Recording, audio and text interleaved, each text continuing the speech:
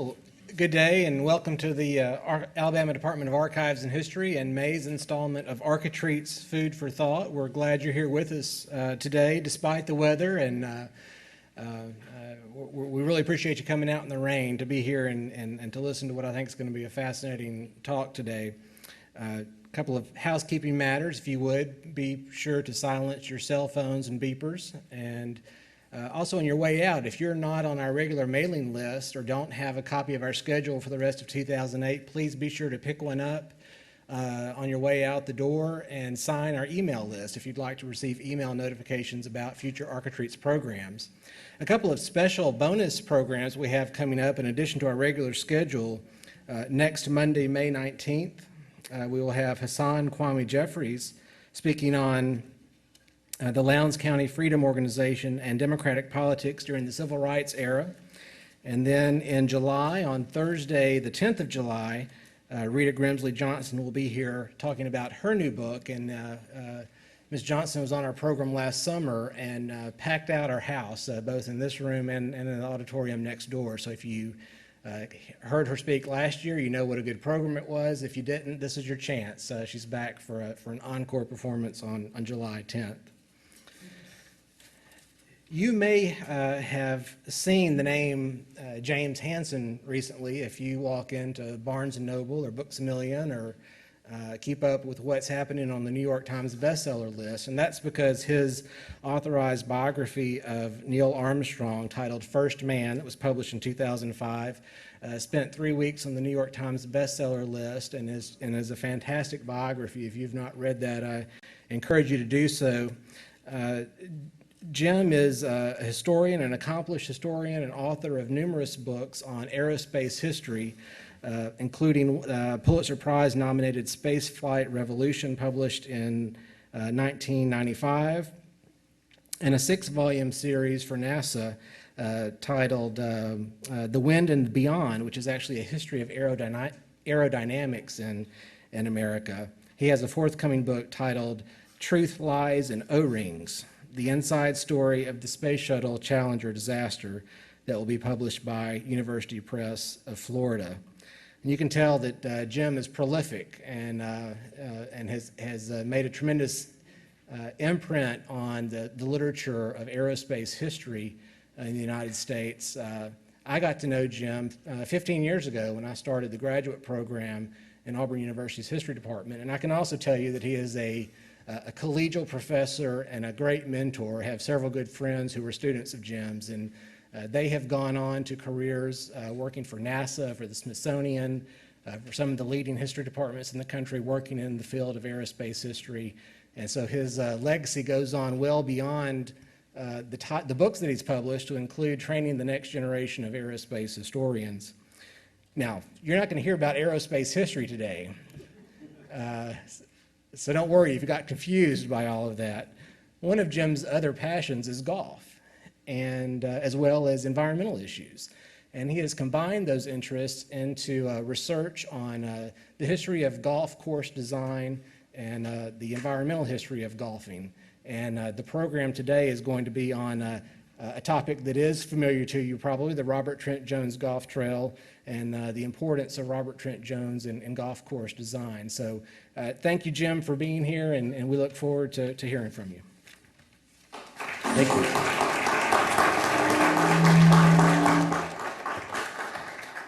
Well, thank you very much, Steve, and it's a pleasure to be here. And again, with the rain outside, I guess it's some of you might have had 1 o'clock tea times that you chose not to take. But this is a real thrill for me to be here and to talk about Robert Trent Jones and about golf. And it might seem, I do have some explaining to do to people from time to time as to how these two things in my own life mix. And so I thought I'd just sort of get that out of the way if I could. It's a strong statement, but what you see captioned there is how golf made me a historian. And pardon a little bit of autobiography, it starts by telling you that when I was 8 years old, my father died. And, of course, a traumatic event in the life of a family. And my mother had to go to work for the first time. And in the summers, when I wasn't in school, she had to have me occupied doing something. So she dropped me off at this little municipal golf course. This was in Fort Wayne, Indiana. She dropped me off when she went to work in the morning, usually around 7:30, with a sack lunch, and then would pick me up when she was done with work around 6 o'clock. And I spent then the rest of my youth, really summer times, at the local golf course. Now, that's not a really sad story for a boy to spend his time at a golf course. I can tell you I wasn't a snotty country club kid, because that wasn't the kind of place that we were at. But how this made me into a historian was I played a lot of golf with retired gentlemen. Not that I didn't have some friends that were my age, most of them were a little older, but I played a lot of golf with older gentlemen, and it was a great experience for me growing up that way. I don't see many kids playing with senior citizens today unless they're grandchildren. But I met a lot of men, and I found myself, I didn't know I was doing it at the time, but I found myself asking a lot of questions. These were men that had, somewhat older than my father, really. My father was only 46 when he died. But some of them had fought in World War II, as my father had, and I heard stories about the Marine Corps and Guadalcanal and D-Day, and I heard stories about the Depression.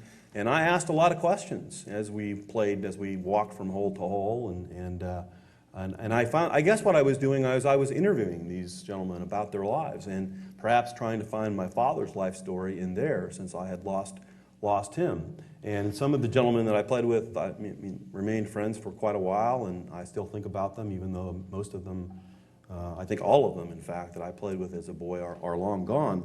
But I still look for projects.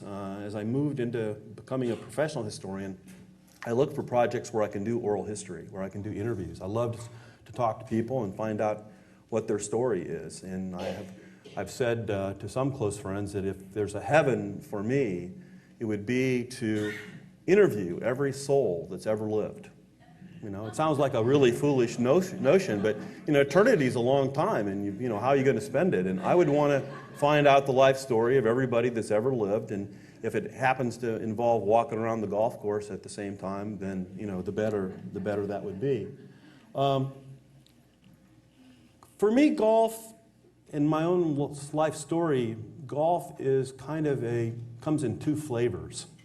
It has two ambiances to it. One is the socialized part of it that I really enjoy. It's the most important to me, and that's what I learned when I walked these courses with these retired gentlemen, to talk, to hear their stories, to share experiences, to learn to converse.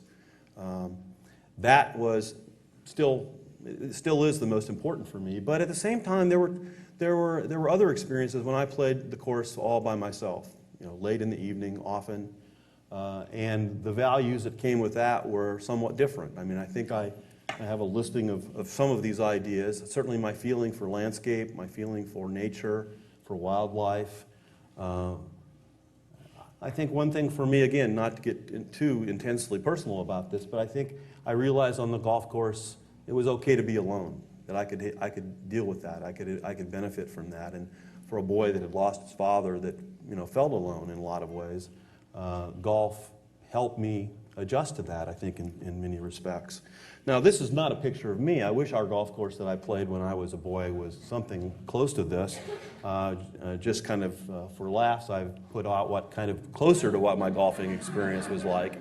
The course I played at in Fort Wayne was referred to by many as a goat ranch.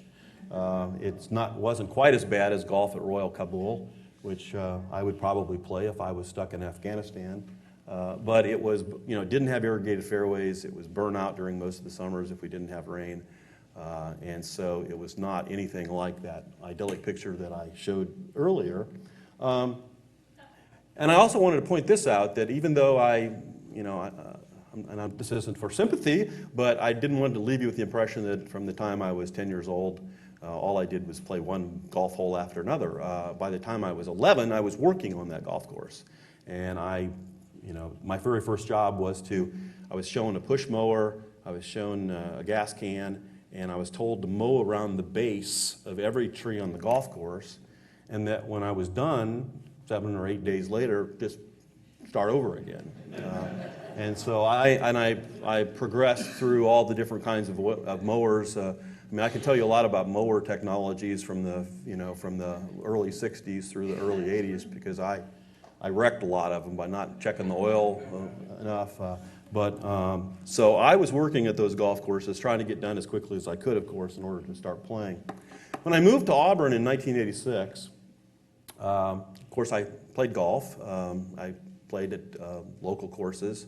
And I can remember, forget what year it must have been. It must have been 91 or 90 when the construction of the trail courses just started.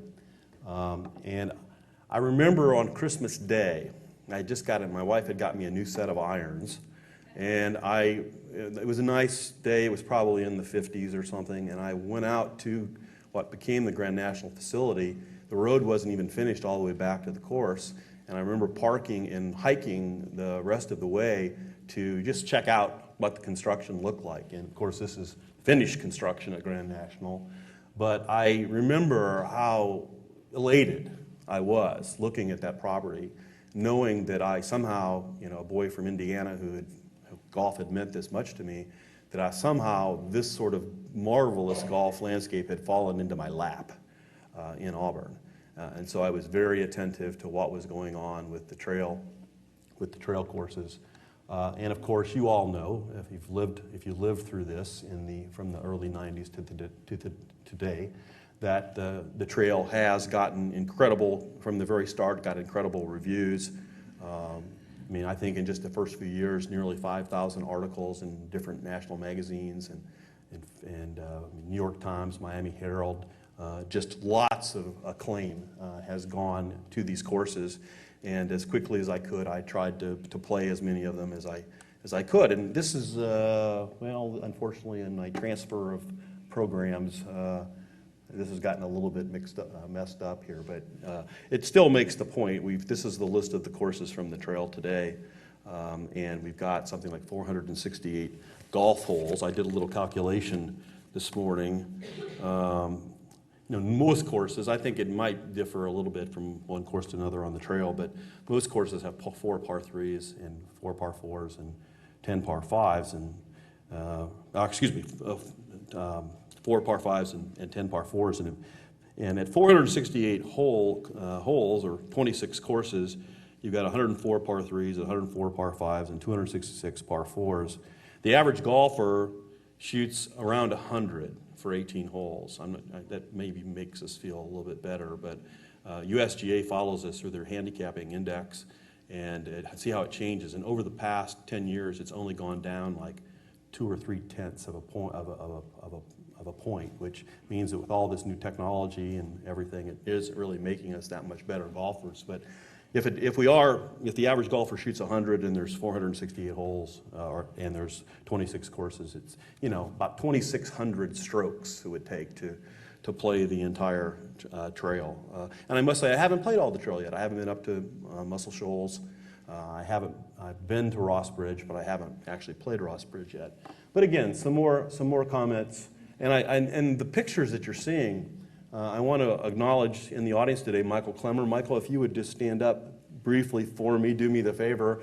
Michael is a terrific landscape photographer and has done a lot of photographic work for the trail and for its promotional materials and others as well. And Michael and I are hopefully going to be working on a book together on golf in Alabama.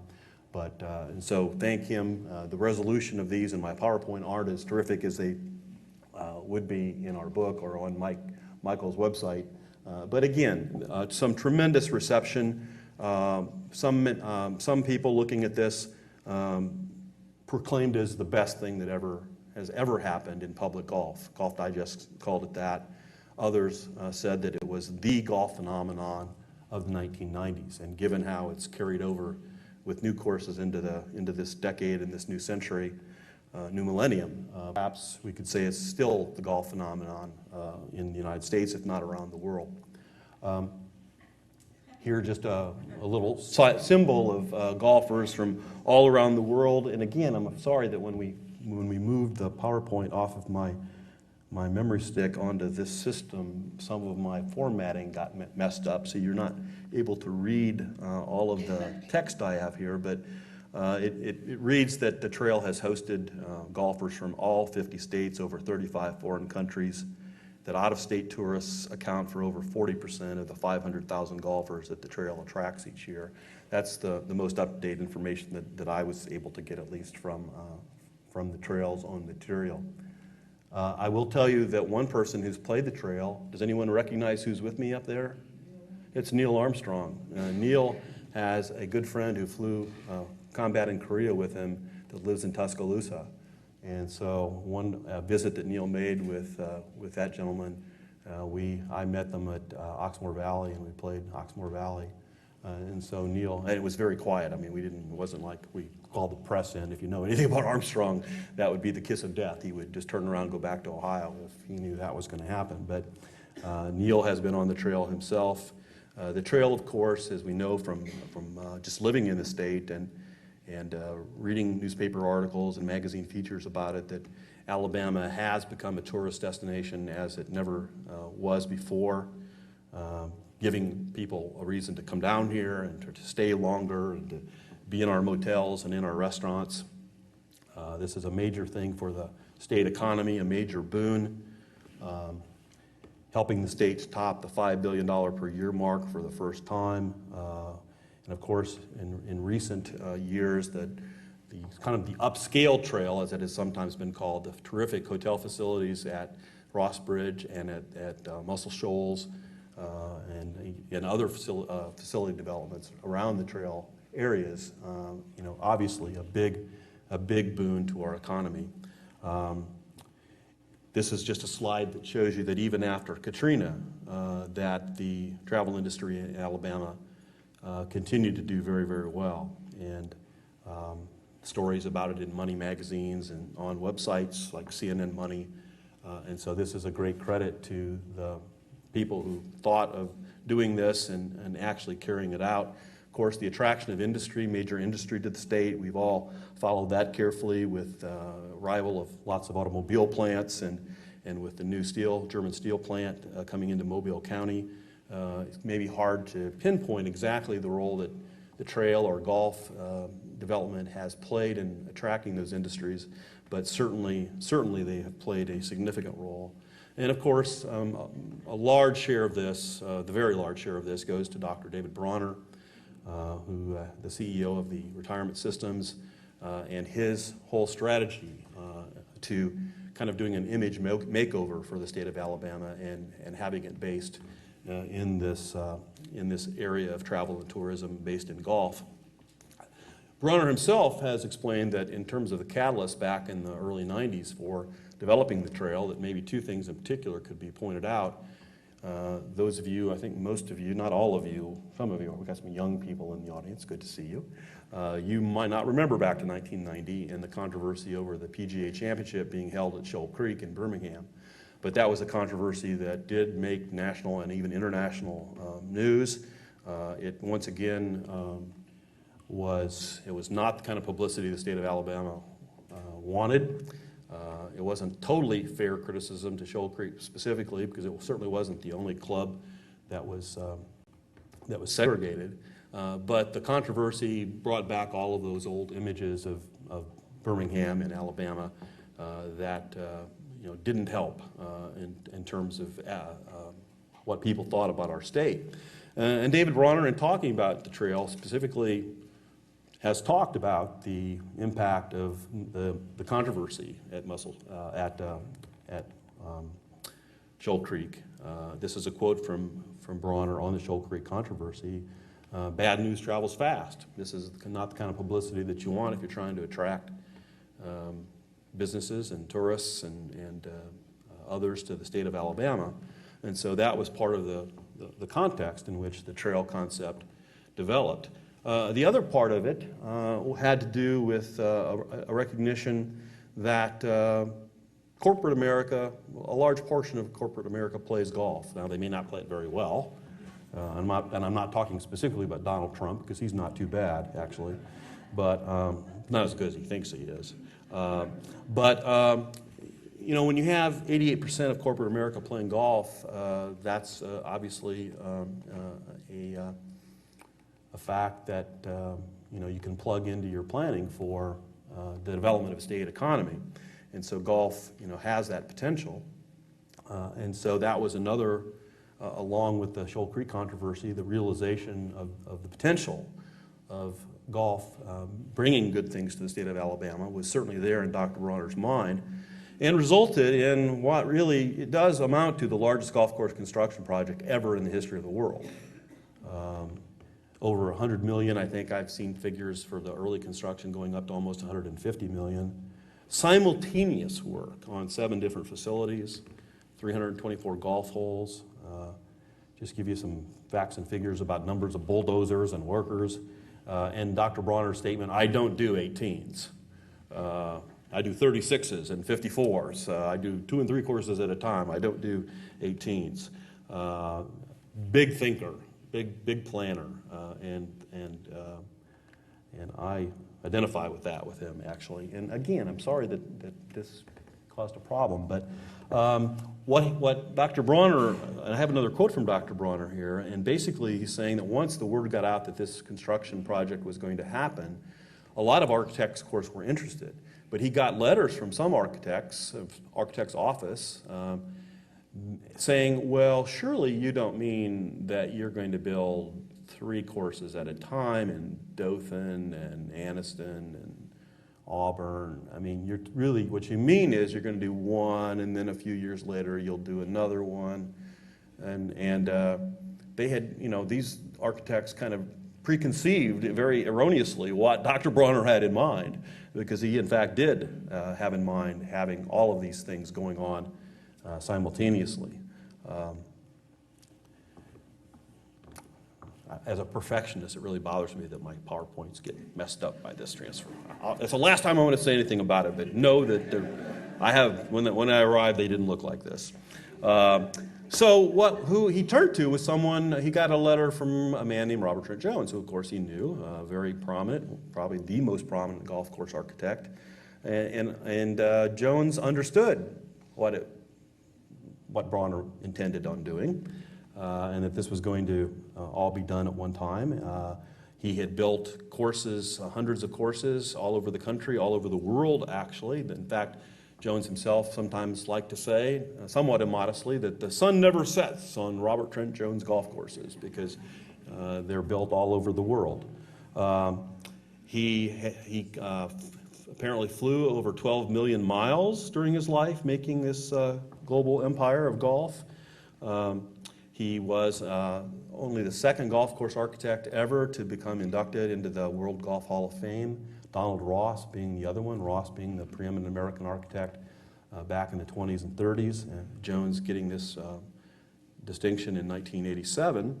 And so, you know, here's another big thinker. Big thinker meets big thinker. And I did want to point out that in the history of the state of Alabama golf, prior to the trail, there were a couple of Jones courses that had been built, and if I have time at the end, I want to make a point or a suggestion about this. But one of them is Alpine Bay, I guess near Talladega.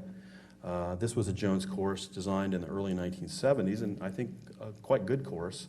And then Turtle Point Yacht and Country Club up by Florence, another course that opened in the early 1960s. So there were these 2 courses that Jones had designed prior to the trail. And then, of course, he had, well, of course, I know this, I'm not sure you do, that he did do some redesign on the Azalea course down at Point Clear, and a course that has been recently redone again by Bobby Vaughn of Sunbelt. And so there was also that element of Robert Trent Jones' history being part of Alabama prior to the arrival of the trail. Now, to be autobiographical a bit again, the title of my talk is On the Trail of Robert Trent Jones, and the person that's on the trail more than anyone is me. It sort of refers to my own experience. Growing up in Indiana, the Robert Trent Jones course that was most fundamental to my playing as a teenager was Otter Creek in Columbus, Indiana, down near Bloomington. This was the site of the Indiana State Amateur, a tournament I was always trying hopelessly to qualify to play in. And it was an outstanding course. It's changed quite a bit. It didn't have many trees, or the trees were young plantings back in the 60s and early 70s when I was playing it. But this is a course that was my first exposure to Robert Trent Jones, and I guess the first time I cursed him was at playing this course, because his courses, as you know, are extremely difficult courses. I will tell you that it was a scene of growing up in Fort Wayne. One of my buddies was Billy Kratzert, who some of you might know if you follow the PGA. Billy was on the tour for a number of years, and at age 16, Kratzert won the state amateur, and this was at Otter Creek, like a week-long tournament. And if my caption hadn't been messed up, I guess I did mention that again, didn't I? I did guess who his caddy was. I caddied for Billy in the state amateur, and so I got to know. I walked off the yardages for Otter Creek Golf Course, and so again, this was my first real experience with Jones courses. Another really great Jones course that I knew as a boy was Point of Woods in Benton Harbor, Michigan, which is the site of the Western Amateur. And somehow I did qualify to play in the Western Amateur in 1973. And I will mention that, let's see, do I have my next slide for this? Yeah. The champion that year was Ben Crenshaw. And I didn't play with Crenshaw, but I played in a group right in front of Crenshaw.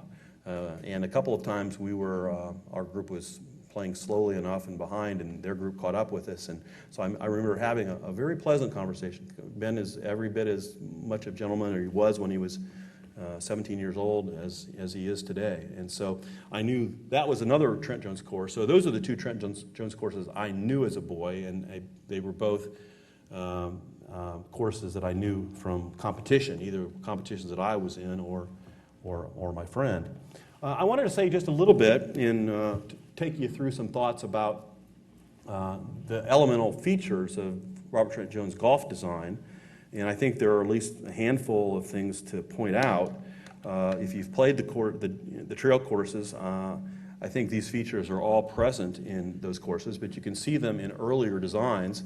Multiple tee positions, the so-called runway tees, long straight tees. If you go to Peachtree over in Atlanta, which is one of the great courses over there that Trent Jones did with Bobby Jones, the famous Bobby Jones of the Grand Slam, you can see a lot of these runway tees. And one thing that you might not know about Trent Jones is that during World War II, when not a lot of golf courses are being built, obviously, Jones had to keep working and make some money, and he built airfields for the Army Air Corps. And so there is some suggestion that some of the techniques of building runways were translated into golf course design. And his name Trent actually is not a given name. There was confusion since there was this other Bobby Jones, or Robert Tyre Jones, and he was Bob Jones too. Now that he was becoming fairly well known as a golf course architect post-World War II, he had to find some way to distinguish himself from Bobby Jones, Robert Tyre Jones. So he took the name Trent, which was actually the name of a river near where Trent Jones was born in England. And so it's kind of a made-up name in order to distinguish himself from the other Jones, who of course was more famous. And here you can see Bobby and Trent together. This is the famous 16th hole at Augusta that we see every spring on TV. And I picked that because that hole was redesigned by Trent Jones in the immediate post-World War II era. It was just a creek, and it wasn't a lake originally. And Trent Jones had the creek dammed up and did some redesign on the green. And so one of the most famous par threes in history is the result of, again, a collaboration between these two, but principally Trent's work. So these two men did get to know each other pretty well. And of course, water hazards. Water hazards, if you've played the trail, you know you've lost plenty of balls in the water. There's a lot of water, which either front or partially surround the greens, requiring very high shots, accurate shots into the green. This is one of my favorite Jones courses.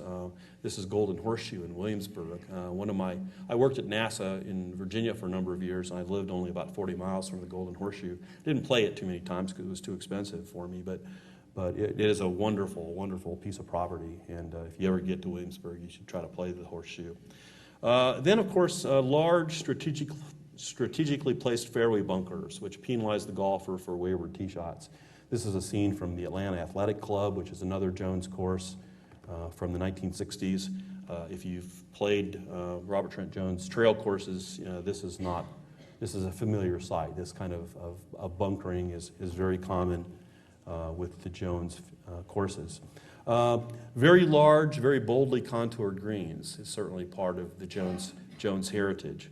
This is actually a shot, one of Michael's shots from Cambrian Ridge down in Greenville, Alabama. Being on the green can be a good thing. It's usually a good thing, but you can also be so far away from the pin that 3 putts or 4 putts can happen. So that's another part of Jones's design. There's difficulties all the way from tee to green, and being on the green doesn't mean it's all over. It could just be starting. I mean, if you're on the wrong side of the hole, you're in trouble. Jones had this philosophy that a golf hole should be a tough par but an easy bogey. And this is a shot from Spyglass, one of his great courses out in the Pebble Beach area. And I always had a real problem with that concept of tough par, easy bogey. I mean, I can buy the first part of that, tough par, but maybe for scratch golfers, a lot of these holes are easy bogeys, but I don't necessarily think the bogeys are easy on most of the Jones holes. I think what he means to say is that there is a way to play the hole, that he has a kind of a strategic style of design, that if you choose to stay away from the trouble, there's a way, he gives you a way to do that. You probably won't make par, but it will be an easy bogey to do it that way. But he's put something out there in front of you that to challenge you. You're going to take the easy way, you're going to take the harder way. You're going to try to hit the heroic shot, or you're going to try to play the strategic shot. That's what the golf architect basically is doing, is trying to give you choices, and see what you're going to do with those choices. If golf course architects don't give you choices, they're usually not considered very good golf course architects. He develops really what many call the heroic strategic school of design, and I just have some of the other courses that Jones is known for. Firestone, Hazeltine, Mauna Kea in Hawaii, Valderrama in Spain. Major championships have been played on most of these courses. And again, the idea in all of these is that there's trouble all the way from tee to green. And he developed his reputation on the basis of building very challenging, very difficult courses. He redesigned some existing courses. His reputation really came to the forefront in the early 50s when the United States Golf Association brought Jones in to redesign Oakland Hills in Michigan prior to one of their championships. And he made it really so hard. Ben Hogan made the famous statement after playing the Oakland Hills tournament, which he won, that he had brought the monster to its knees. That Jones had really made that golf course very, very difficult. And he became known as the Open Doctor, referring to the U.S. Open, that he would be brought in by the USGA to make the course harder, to upscale it or to renovate it in certain ways to increase its competitive level. And one of Jones's sons, Reese Jones, has kind of become the new Open Doctor. The USGA goes to him now to do these things. So difficulty from tee to green. If you don't hit it long and straight off the tee, you're in trouble. If you don't hit your approach shot into the green high and soft, you're in trouble. If you hit it onto the green but on the wrong side of the hole, you're in trouble. Those are essential elements of Jones's approach. And I think all of this is built into the trail courses. The trail courses are beautiful courses, but most of them are extremely difficult courses. But they're set up because the teeing areas are diversified. You can play a course everything from 5,000 to 8,000 yards long, and it's up to you to decide which one to play. Unfortunately, the group ahead of me always decides to play the wrong tees. They're always playing the ones that are too hard for them. I should mention the name Bobby Vaughn as well. I think actually his name it's spelled Ghan, president of Sunbelt. He really has been a major figure in this entire development, and certainly in terms of the philosophy of the trail courses from a design point of view. This quotation from Vaughn: "No one talks or remembers the easy courses. What lodges in a golfer's mind is the one brilliant shot that, if for a moment, conquers a tough hole." I mean, means that when you go home to your friends, you'll you can, bend their ear endlessly about the one good shot you hit. You probably hit 99 terrible ones, but you've got one that you can talk about, and that's what people remember. And so a lot of these courses are built for that purpose. This didn't show up terribly well either in the translation, but the yardage on some of these courses, if you look at the Shoals and you look at Ross Bridge, the Fighting Joe course is over 8,000 yards long, and the Ross Bridge course is 8191. The Schoolmaster course at the Shoals, which you can't see, is 7,900 yards. And you can see some of the par fives. There's a 716-yard par five at the Fighting Joe. Some people might say these are ridiculously long distances. The fact of the matter is only people that are really out to torture themselves ever go back and play those tees. You'd have to be really either outstanding, or just, some sort of a masochist in order to go back and play them. But they make the impression. I put it up here. If my brother from Indiana came down and played the course, he'd go back and say, Fighting Joe was 8,000 yards. That's what Bobby Vaughn wants people to say, even though not many people ever play those tees. In fact, when the NCAA championship was played at Grand National back in the late 90s, I guess, you've seen the college kids hit the ball. Nobody hits it farther than them. But did they put them all the way back on the far back tees at Grand National? No way. So the tees are there to be talked about, to have those scorecards, have those sorts of distances. But in terms of playability, you can choose to play at 6,500 or 6,000 yards, whatever. And the courses are playable for seniors and women for the most part, at least in terms of length they are. Okay, I need to kind of wrap this up. Let me just quickly take you through some slides and make some closing comments. If you really go back into the history of Jones's own career, which I hope to do, I hope to write his biography, Jones was not the first to make courses difficult. I think one important piece of history to talk about would be when he first went to work as an architect, he worked with a man named Stanley Thompson, who was really probably still the premier Canadian golf course designer. And just let me show you a few pictures of some of the courses that Thompson was working on and that Jones helped him on when he was a very young man in his career. This is a hole at St. George's in Ontario. Very, very dramatic bunkering. Really more dramatic than you would even find on any of the trail courses today. This was something that Jones would have seen from Thompson's courses.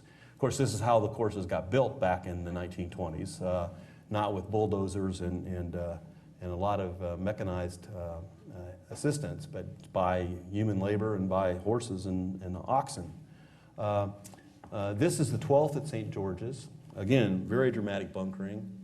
That's what that hole looks like today. Wonderful golf course. And so this is something that Jones would have seen as a very young man in the golf game. Of course, back then, this is what the state of the art looked like in terms of the clubs and the balls.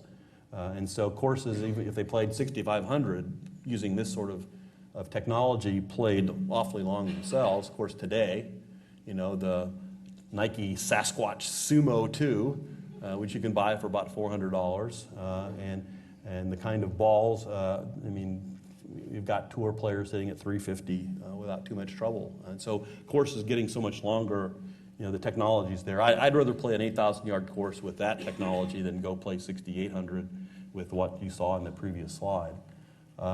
This is a course that Jones helped Thompson with early in his career at Banff Springs in Alberta, Canada. And this still exists if you go out into the western Rockies. This is the first course that I know of that cost more than $1 million to build. And so Jones saw this very early in his career, very dramatic golf, set in the mountains. And this is what Banff looks like today. Of course, the purpose of the development was not unlike it's kind of David Bronner-esque back in the 1920s. The Canadian Pacific Railway wanted to encourage tourism to Western Canada, and they did it by building these fabulous hotels, these really fabulous hotels, and build golf courses with them. So I've never been to Banff. It's on my list of things to do before I die. And one thing, just to connect some local history here, Stanley Thompson's brother, Nickel, I think was how he pronounced it, was actually one of the very first pros, perhaps even the first pro at Birmingham Country Club. And the whole Thompson family is an interesting family. All of them are great golfers. But so the man that Robert Trent Jones first worked for, his brother was the first pro at Birmingham Country Club. So interesting coincidence there. And I think it's fair to say that no architects had more impact on the game than Jones. Looking at, you could write an entire history of American golf by looking at Jones. That's the book that I hope to write. I hope to play a lot of those golf courses along the way that I haven't gotten to play. Here's what Jones, Jones, by the time the trail courses were started, Jones was in his mid-80s and not in good health. And how much he actually did firsthand in terms of routing the courses and designing holes and so forth. I think by that point in time, he had given up most of his work to the man you see in the middle, Roger Rulwich, who was his principal design associate that had worked with him from the early 1960s. But Jones did get frequent reports and videotape presentations so he could see what was going on at all the different facilities. I just want to close by saying that Jones himself had gotten his education at Cornell University, and a dean there let him customize. He knew he wanted to be a golf course architect, and he didn't want to stay for 4 years. He just wanted to take the courses that he would need to take to teach him how to be a golf course architect. So a dean let him to take some business, take some agronomy, take some engineering, and then once he had enough, and he went off to work. Cornell is the place that Jones wanted his papers to go to. And since we're in the archives, I'll just say the reason that's up there, I'm not trying to sell books, is that I wanted to do his biography, and I contacted Jones for the first time when he was still living in the early 90s, and got a letter back from his lawyer telling me that the Jones papers were going to go to Cornell, and that Jones appreciated my interest, but he didn't think it was the right time. And so because I didn't get to do the Jones book, I got to do the Neil Armstrong book, which was a nice substitute. I got involved in some golf environment issues, as Steve said, during that period of time when I wasn't doing the Jones biography. I participated in the first ever summit of golf and industry, golf and environment leaders from various organizations. That was a place where I got to meet a lot of people that helped me make connections in the golf world. Mike Hurdson in particular, I know him quite well. We're fellow Ohio State graduates, and he's the man who designed Farm Links, if you've played Farm Links in Sylacauga, or the redesign of Willow Point in Dadeville. And that participation resulted in a document that is now kind of the standard for the industry, Environmental Principles for Golf Courses in the United States, which resulted from a series of meetings that I was able to participate in. And those meetings and presentations I made on golf and environment issues did take me to those places. Those are all places that I visited in the 1990s, mostly to talk about golf and environment and to play some golf as well. I was also made part of Golf Week magazine's panel that rates the top 100 golf courses in the country.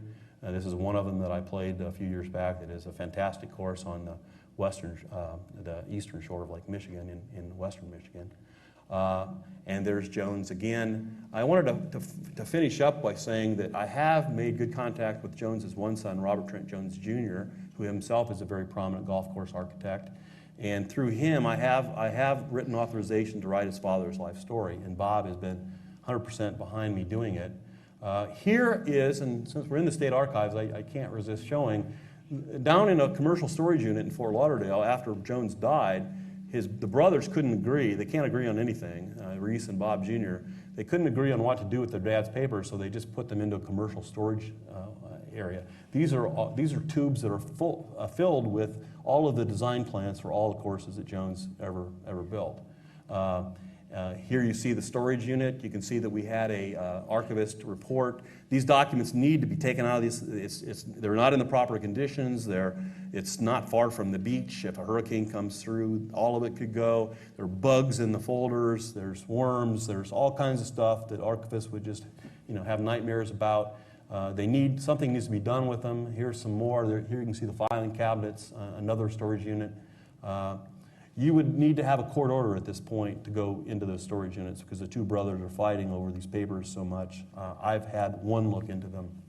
and one look only. There they are, Bob on the left and Reese on the right. There is a pathological hatred between the two boys.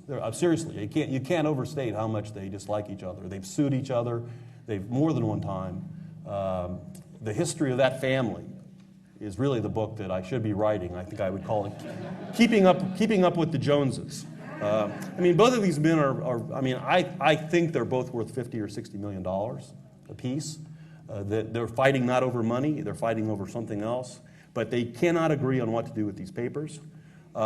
Here's Bob at Auburn. We actually had a proposal to have the papers brought to Auburn and put them in the forestry building. Dean Brinker had agreed to that. Bob was all in favor, but Reese wouldn't have anything to do with it. And now the situation stands that Cornell still wants the papers. The USGA would like to have some of the papers, but they only want those papers that deal with the championship courses that Jones was involved with. You know, Baltusrol, Congressional, Oakland Hills. So they want to parcel them up, basically take the goodies out of them and just ship the rest of them off to Cornell. So right now there's negotiations between both sides' lawyers on it. And my final slide is this: how great would it be if the Robert Trent Jones papers actually could come to Alabama? Cornell is a great place. It's a great university, but they're going to go in a vault, and a few people are going to see them from time to time. In Alabama, you could build a museum, a Robert Trent Jones museum at one of the trail sites. You could have some of the really nice artifacts and documents out for display. A lot of people, there's no state in the Union that's more closely associated with this name, you all know that, than Alabama. If somehow these papers, first of all, the papers have to go somewhere fast to get them out of the conditions that they're in. I'll take wherever they go. But it would be great to bring them to Alabama. And perhaps there's a way to have a little bit of peace between Bob and Reese. And here's my idea that goes back to Alpine Bay and Turtle Point. I don't know the history of those two courses or what their financial structure is at this point. But if the trail bought those two courses, added them to the trail, and got Reese to redesign one and Bob to redesign the other one, because neither one of them have had anything to do with the trail. In fact, what I know in terms of the relationship with Dr. Bronner is it's a little bit difficult. Bob and I actually did meet with Dr. Bronner in Montgomery in May. We had a good meeting. But somehow to bring these two boys into the picture and to bring they're great architects too, to bring them into Alabama, have them update their father's courses, maybe a pitch, if Dr. Bronner were sitting here in the audience, what I would say to him is look into buying Turtle Point and Alpine Bay, and make it part of a proposal to have the two boys come in, redesign these courses, add them to the trail, and as a byproduct of that, the papers will come to the state of Alabama, and we'll build a museum. So that would be my pitch to him. He's not the only big thinker around.